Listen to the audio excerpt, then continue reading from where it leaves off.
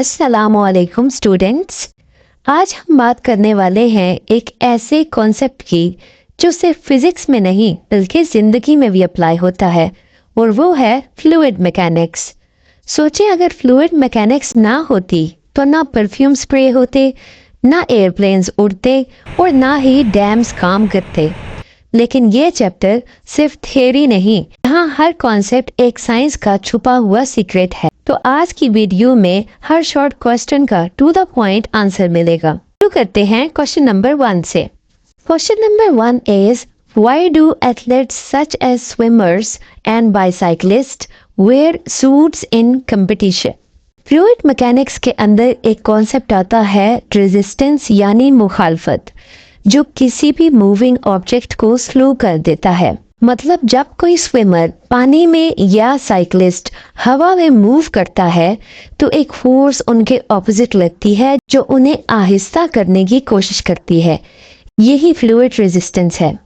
अब सोचो, अगर हम इस रेजिस्टेंस को कम कर सकें तो स्पीड ऑटोमेटिकली बढ़ती है और एनर्जी कम वेस्ट होती है और परफॉर्मेंस ज़्यादा इम्प्रूव होती है। यही काम बॉडी सूट्स करते हैं। अब ये कैसे काम करते हैं, आइए देखते हैं।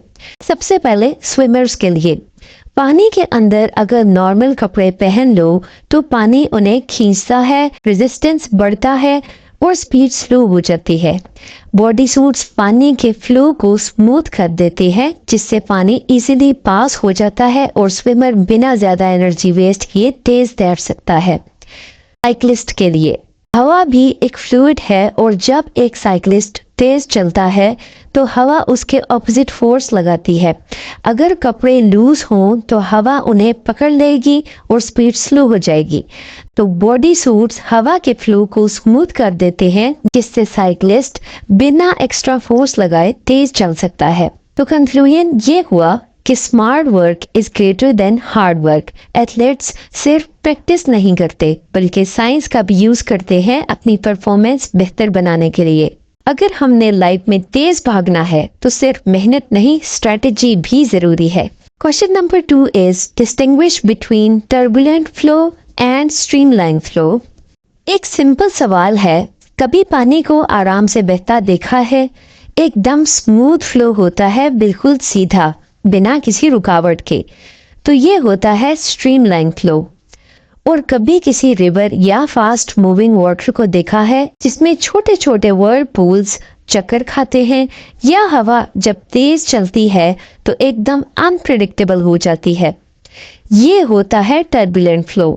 स्ट्रीमलाइन फ्लो, जब फ्लूइड स्मूथली मूव करे बिना डिस्टर्बेंस के तो वो स्ट्रीमलाइन फ्लो कहलाता है। और जब फ्लूइड इरेगुलरली मूव करे, हर तरफ रैंडम मोशन हो, तो वो टर्बुलेंट फ्लो कहलाता है। स्ट्रीमलाइन फ्लो में हर पॉइंट पे वेलोसिटी कांस्टेंट होती है, जबकि टर्बुलेंट फ्लो में वेलोसिटी रैंडमली चेंज होती रहती है। स्ट्रीमलाइन फ्लो में लेयर्स मिक्स नहीं होती बल्कि अलग अलग रहती हैं, जबकि टर्बुलेंट फ्लो में लेयर्स मिक्स हो जाती हैं, काओटिक मोशन होता है। अब हम स्ट्रीमलाइन फ्लो की एग्जाम्पल देखते हैं। पाइप में आराम से बहने वाला पानी स्ट्रीमलाइन फ्लो की एग्जाम्पल है, जबकि तेज बहने वाला रिवर, हवा का झटका या smoke rising in the air turbulent flow की एग्जाम्पल्स हैं। Question number 3 is when there is a change in the width of the river, the speed of the water decreases in wider regions, whereas the speed of the water increases in the narrower regions. Why? कभी देखा है कि एक छोटी नदी का पानी आराम से बह रहा होता है, लेकिन जैसे ही वो किसी तंग जगह से गुजरता है उसकी स्पीड बढ़ जाती है। ऐसा क्यों होता है? कोई जादूगर तो नहीं है जो पानी को फास्ट कर रहा है, ये सिर्फ फिजिक्स का मैजिक है। फिजिक्स कहती है जहाँ जगह ज़्यादा मिलेगी वहाँ स्पीड कम होगी, और जहाँ जगह कम मिलेगी वहाँ स्पीड बढ़ जाएगी। ये प्रिंसिपल ऑफ कॉन्टिन्यूटी कहलाती है। इसका सिंपल फॉर्मूला है A1V1 is equals to A2V2। मतलब क्रॉस सेक्शनल एरिया और वेलोसिटी का प्रोडक्ट कांस्टेंट रहता है। चलिए अब एक रियल लाइफ एग्जांपल से समझते हैं।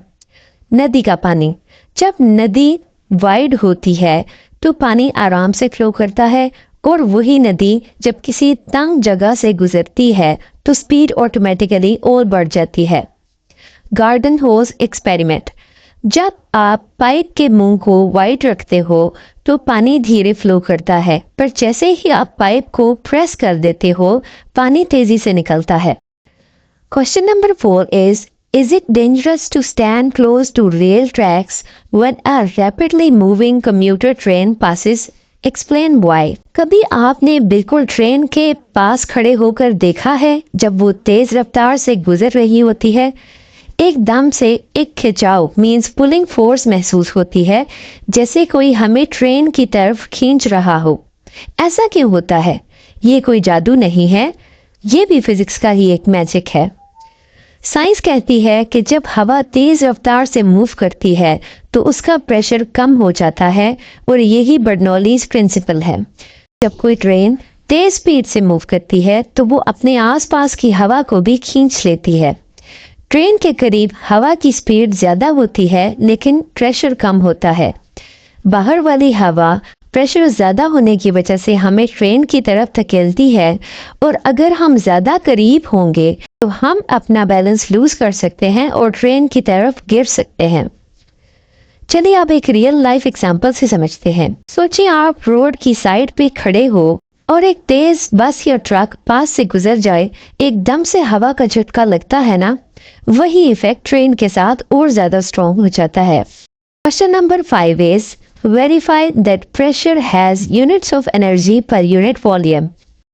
इस क्वेश्चन में हम जो कॉन्सेप्ट डिस्कस करने वाले हैं ये बहुत लोगों को कंफ्यूज कर देता है, लेकिन आज मैं आपको इतना सिंपल और आसान तरीके से समझाऊंगी कि आपको कभी नहीं भूलेगा। आपने सुना होगा कि प्रेशर और एनर्जी पर यूनिट वॉल्यूम एक ही चीज है, लेकिन कैसे? आज हम सिर्फ यूनिट्स की मदद से ये प्रूव करेंगे। स्टेप 1, प्रेशर के यूनिट्स। फिजिक्स के अंदर प्रेशर का फॉर्मूला होता है P इज टू फोर्स पर यूनिट एरिया, और फोर्स का यूनिट होता है न्यूटन, जिसके यूनिट्स हैं kg मीटर पर सेकेंड स्क्वायर। तो अगर हम फोर्स को एरिया से डिवाइड करें तो हमारे पास प्रेशर के यूनिट्स आ जाएंगे, जो कि हैं kg पर मीटर पर सेकेंड स्क्वायर। स्टेप 2 है एनर्जी पर यूनिट वॉल्यूम का यूनिट। फिजिक्स के अंदर एनर्जी या वर्क का फॉर्मूला होता है E is equals to F multiplied with D। यहाँ पे फोर्स का यूनिट न्यूटन है और न्यूटन का यूनिट है kg मीटर पर सेकेंड स्क्वायर। तो एनर्जी का यूनिट बन जाएगा joule is equals to newton multiplied with metre, which will be equal to kg metre पर second square multiplied with metre. तो फाइनल यूनिट बन जाएगा kg मीटर स्क्वायर पर सेकेंड स्क्वायर। तो अगर हम एनर्जी को वॉल्यूम से डिवाइड करें तो हमारे पास रिजल्ट आ जाएगा kg पर मीटर पर second square. Question number 6 is a perfume bottle और एटॉमाइजर sprays a fluid from inside the bottle when it is pressed. How does the fluid rise up in the vertical tube in the bottle? कभी आपने सोचा है कि जब आप perfume या sanitiser spray करते हो तो लिक्विड एकदम से हवा में मिस्ट की तरह कैसे बिखर जाता है? आप बस बटन दबाते हो और पानी या परफ्यूम बोतल के अंदर से ऊपर आता है। ये कैसे होता है? मैजिक है क्या? नहीं, इसके पीछे एक पावरफुल फिजिक्स प्रिंसिपल छुपा है और आज हम इसी को समझने वाले हैं। जब आप परफ्यूम का बटन प्रेस करते हो तब बॉटल के अंदर एक एयर स्ट्रीम बहुत फास्ट मूव करती है और उसकी वजह से नोजल के ऊपर प्रेशर कम हो जाता है। ये एक फ्लूइड मैकेनिक्स का बेसिक कॉन्सेप्ट है, बर्नौलीज प्रिंसिपल। ये प्रिंसिपल कहता है जिस जगह एयर फास्ट मूव करेगी वहाँ प्रेशर कम हो जाएगा और जहाँ एयर स्लो मूव होगी वहाँ प्रेशर हाई होगा। स्टेप 2, लिक्विड ऊपर कैसे आता है? आपने देखा होगा जैसे ही आप बटन प्रेस करते हो हवा तेज चलती है और नोजल के ऊपर लो प्रेशर क्रिएट होता है, लेकिन बॉटल के अंदर प्रेशर ज्यादा होता है। तो क्या होता है? हाई प्रेशर लिक्विड बॉटल के अंदर से ऑटोमेटिकली ऊपर आने लगता है। जैसे ही वो नोजल तक पहुंचता है फास्ट मूविंग एयर उसे टाइनी ड्रॉपलेट्स में तोड़ देता है और वो स्प्रे बन जाता है। यही बर्नौलीज प्रिंसिपल है। जिस भी जगह फ्लूइड फास्ट मूव करेगा वहाँ प्रेशर लो होगा और हाई प्रेशर लिक्विड वहाँ खींचता चला जाएगा। अब इसका हम रियल लाइफ से कनेक्शन देखते हैं। अगर आप कभी स्ट्रॉ को एक ग्लास में रखें और फिर ऊपर जोर से फूंक मारें तो आप देखोगे कि लिक्विड ऊपर आना स्टार्ट हो जाता है। बिल्कुल वैसे ही परफ्यूम बोतल भी काम करती है। और सिर्फ परफ्यूम बोतल ही नहीं, इंसेक्ट स्प्रे, सैनिटाइजर बॉटल्स और इवन कार कार्बोरेटर भी इसी प्रिंसिपल पे काम करते हैं। तो अब जब भी आप परफ्यूम स्प्रे करेंगे या सैनिटाइजर यूज करेंगे या कोई इंसेक्ट स्प्रे करेंगे तो ये साइंस याद रखना। Question number 7 is, if you lower the window on a car while moving, an empty plastic bag can sometimes fly out of the window. Why does this happen? Students, कभी आपने देखा है कि जब कार चल रही होती है और आप विंडो नीचे करते हो तो अंदर पड़ा प्लास्टिक का बैग हवा में उड़ जाता है? क्या ये जादू है? नहीं, ये है साइंस।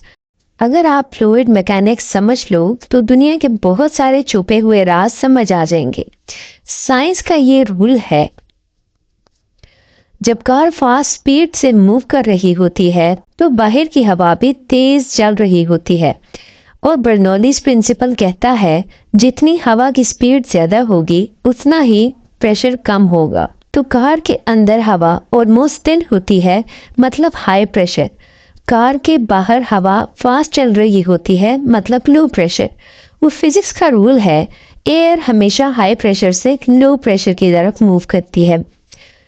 तो अंदर का प्रेशर प्लास्टिक बैग को बाहर की तरफ खींच लेता है और बैग उड़ जाता है। यही बर्नौलीज प्रिंसिपल हर जगह काम करता है। एयरप्लेन्स लिफ्ट लेते हैं, परफ्यूम स्प्रे होता है और कार का बैग उड़ जाता है। तो स्टूडेंट्स, जिंदगी भी फिजिक्स की तरह है। अगर आप इनर्शिया में रहो तो पीछे रह जाओगे, लेकिन अगर फ्लूइड की तरह फ्लो में रहो तो हर प्रेशर को बीट कर दोगे। Question number 8 is, explain how an upthrust is produced when the airplane is running on runway. Students, कभी आपने देखा है कि जब एक एयरप्लेन रनवे पे स्पीड पकड़ता है तो एकदम हवा में उड़ जाता है?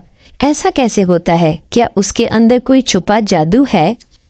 नहीं, ये है प्योर साइंस। जब एयरप्लेन रनवे पे तेजी से भागता है तो उस वक्त उसके विंग्स की स्पेशल शेप एयरफॉइल काम पे आती है। विंग्स का ऊपर वाला सरफेस कर्व्ड होता है और नीचे वाला फ्लैट होता है। जब हवा फास्ट स्पीड से विंग्स के ऊपर और नीचे फ्लो करती है तो एक मैजिक फिनोमेना होता है। ऊपर वाली हवा फास्ट चलती है, लो प्रेशर क्रिएट होता है और नीचे वाली हवा स्लो चलती है, जिसकी वजह से हाई प्रेशर क्रिएट होता है। और फिजिक्स का सबसे बड़ा रूल है कि हाई प्रेशर से लो प्रेशर की तरफ फोर्स लगेगी तो नीचे से हवा प्लेन को पुश करती है ऊपर की तरफ और फिर एक मोमेंट आती है जब बूम, एरोप्लेन हवा में उड़ जाता है। इसका रियल लाइफ से कनेक्शन देखते हैं। यही प्रिंसिपल हर जगह काम करता है। एरोप्लेन्स हवा में उड़ते हैं, बर्ड्स भी इसी प्रिंसिपल से उड़ते हैं, इवन क्रिकेट बॉल का स्विंग भी फिजिक्स से ही होता है। तो इसी तरह स्टूडेंट्स, अगर आपको जिंदगी में ऊपर उड़ना है तो एरोप्लेन की तरह स्पीड पकड़े, आगे बढ़े, सीखे और प्रेशर का सामना करें। क्वेश्चन नंबर 9 है, why does a ball placed in a vertical air jet becomes suspended? आपने कभी देखा है कि जब एक टेबल फैन के ऊपर एक बॉल रखते हैं और वो हवा में तैरने लगती है, क्या ये कोई जादू है? कोई इनविजिबल स्ट्रिंग है जो उसे पकड़े हुए है? बिल्कुल नहीं, ये है प्योर फिजिक्स का कमाल। जब एक high speed air jet vertically blow होती है तो एक अमेजिंग फिनोमेना होता है। बॉल के चारों तरफ से हवा फ्लो करती है, लेकिन जो हवा फास्ट मूव करती है वहाँ प्रेशर लो हो जाता है। नीचे वाली हवा कंपैरेटिवली स्लो होती है तो वहाँ प्रेशर ज्यादा होता है और ज्यादा प्रेशर नीचे से बॉल को ऊपर पुश करता है और बॉल हवा में सस्पेंड हो जाती है। स्टूडेंट्स, ये मैजिक नहीं, साइंस है। अगर बॉल थोड़ी इधर या उधर हिले तो एक और अमेजिंग चीज होती है। जिस तरफ बॉल जाती है उस तरफ हवा भी और तेज फ्लो करती है, वहाँ प्रेशर कम हो जाता है, दूसरी तरफ स्टिल हवा का प्रेशर ज्यादा होता है जो बॉल को वापस सेंटर पे धकेल देती है। इसी वजह से बॉल स्टेबल रहती है और तैरती रहती है हवा में। अब इसका रियल लाइफ से कनेक्शन देखते हैं। एरोप्लेन्स इसी प्रिंसिपल से हवा में उड़ते हैं। परफ्यूम स्प्रे भी इसी वजह से काम करते हैं। इवन फुटबॉल या क्रिकेट बॉल का स्विंग भी इसी प्रिंसिपल पे बेस्ड है। तो स्टूडेंट्स, जिंदगी भी फिजिक्स की तरह होती है। अगर आप हवा की तरह फ्लो में रहोगे और अपने प्रेशर से फाइट करोगे तो दुनिया चाहे जितनी भी प्रॉब्लम से आप हवा में उड़ते रहोगे। Question number 10 is, can you increase flow velocity of water in rubber pipe by squeezing? Explain briefly. सोचिए एक रबर पाइप से पानी निकल रहा है और आपने अचानक उसको बीच से दबा दिया, तो क्या होगा? पानी ज्यादा तेज बहेगा या आराम से? तो आज हम इस सिंपल एक्सपेरिमेंट के पीछे साइंस का राज जानेंगे। स्टूडेंट्स, फ्लूइड मैकेनिक्स का एक जबरदस्त कॉन्सेप्ट है कॉन्टिन्यूटी प्रिंसिपल। ये प्रिंसिपल कहता है कि अगर किसी पाइप का एरिया छोटा हो जाए तो पानी की स्पीड ऑटोमेटिकली बढ़ जाती है। अब इसकी लॉजिक सिंपल सी है। जब पाइप वाइड होता है तो पानी आराम से फ्लो करता है, मीन स्पीड नॉर्मल होती है। लेकिन जैसे ही आप पाइप को स्क्वीज करते हो, ओपनिंग छोटी हो जाती है। अब उतनी ही क्वांटिटी का पानी छोटी जगह से निकलने के लिए फोर्सफुली तेज भागता है। इसी वजह से वेलोसिटी इंक्रीज होती है और प्रेशर डिक्रीज हो जाता है, और यही बर्नौलीज प्रिंसिपल भी कहता है। एक सिंपल एग्जांपल लो गार्डन होज का। जब नॉर्मल यूज करते हो तो पानी आराम से निकलता है, लेकिन अगर उसकी ओपनिंग छोटी कर दें तो एकदम तेज स्प्रे निकलता है। Same logic blood flow, airplane wings और ऑटोमाइजर्स में भी अप्लाई होती है। Last question number 11 is, what is meant by super fluid? How is super fluid made? सोचिए एक ऐसा फ्लूइड है जो बिना किसी फ्रिक्शन के बह सकता है, जो ग्रेविटी को तोड़ के कंटेनर्स की वॉल पे चढ़ सकता है और बिना रुके मूव करता रहे, बिना एनर्जी लूज किए। तो क्या ये किसी मूवी का सीन है? नहीं स्टूडेंट्स, ये है एक रियल साइंटिफिक फिनोमेना जिसे कहते हैं सुपर फ्लूइडिटी। फिजिक्स की दुनिया में सुपर फ्लूइड एक ऐसा कॉन्सेप्ट है जो नॉर्मल लिक्विड से बिल्कुल अलग होता है। ये कोई आम पानी या तेल की तरह बिहेव नहीं करता, बल्कि क्वांटम लेवल पे कुछ ऐसा होता है जो समझना माइंड ब्लोइंग है। सुपर फ्लूइड है क्या? सुपर फ्लूइड एक ऐसा लिक्विड होता है जो विस्कोसिटी के बिना फ्लो करता है। मतलब ना कोई फ्रिक्शन, ना रेजिस्टेंस, ना एनर्जी लॉस। ये इनफाइनाइटली मूव करता रहता है बिना रुके। और सबसे इंटरेस्टिंग बात, ये वॉल्स के ऊपर भी चढ़ सकता है। Super fluidity extremely low temperatures पे देखी जाती है, almost absolute zero. Specially helium gas को अगर 2.17 केल्विन तक कूल किया जाए तो ये एकदम क्वांटम लिक्विड बन जाता है, और फिर ये बिना रेजिस्टेंस के फ्लो करता है, वॉल्स के ऊपर चढ़ने लगता है, टाइनी पोर्स में से एफर्टलेसली पास हो जाता है। यानी एकदम मैजिकल बिहेवियर जो किसी भी नॉर्मल फ्लूइड में नहीं होता। तो स्टूडेंट, सुपर फ्लूइड सिर्फ एक साइंटिफिक क्यूरियोसिटी नहीं है, ये क्वांटम मैकेनिक्स का जीता जागता प्रूफ है। अगर आपको ये टॉपिक इंटरेस्टिंग लगा तो सोचे हमारे यूनिवर्स में कितने ऐसे हिडन लॉज होंगे जो हमें अभी तक समझ नहीं आए। फिजिक्स बोरिंग नहीं है, ये एक दुनिया है जो एक्सप्लोर करने के लिए बनी है। अगर आपको ऐसे ही इंटरेस्टिंग एक्सप्लेनेशंस चाहिए तो वीडियो को लाइक करें और अपनी थॉट्स को कमेंट्स में शेयर करें, और चैनल को सब्सक्राइब करना मत भूलना, क्योंकि स्टूडेंट्स फिजिक्स डायनामिक्स पे साइंस बोरिंग नहीं, एक्सपेरिमेंटल है। Thank you.